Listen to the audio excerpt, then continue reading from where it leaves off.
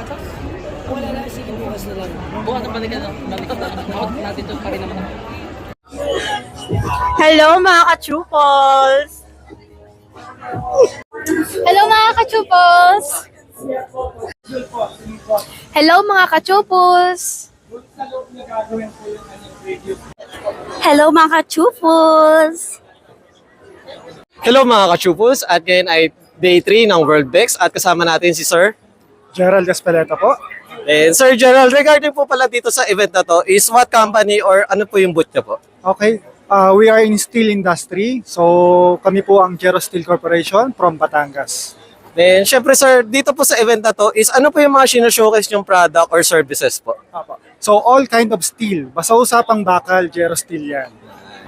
Then sir, regarding po pala dito, is ano po pala yung mga promos, discount na ina-avail nyo para sa mga ating mga clients sir? Actually, visit our booth here now and tomorrow. So we have free copy.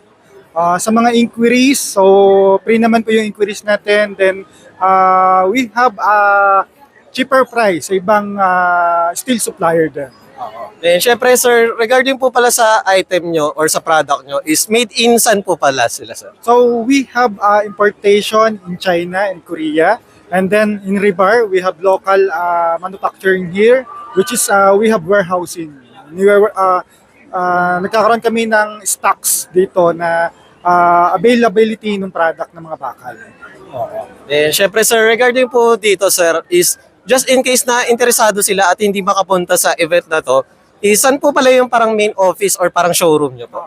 So we have office in Batangas. So we have 200 square meter na showroom sa Batangas City.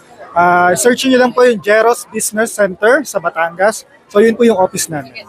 Eh, syempre sir, patapos na ang World Bex, ano pa yung upcoming events na magjo-join po ang ano po? So we are aiming sumali naman sa ibang construction expo like Philcon. But ngayon, pa 2 years na namin kay Worldbex.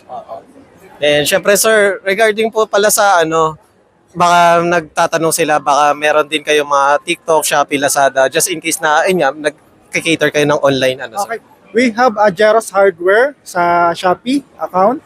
So nandun yung mga power tools din namin. Hindi lang kami bakal kasi we are aiming one-stop shop in construction industry.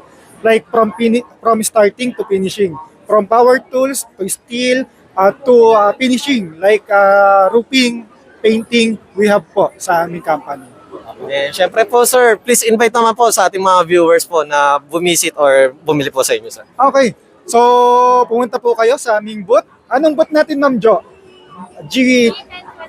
G1021 po dito sa Worldbex SMX po. So mag-visit lang po kayo sa amin. You have free coffee po, which is sponsored by Taiwan Street Cafe in Batangas, Korean Cafe. Once again, thank you sir. Thank you, sir. Thank you po.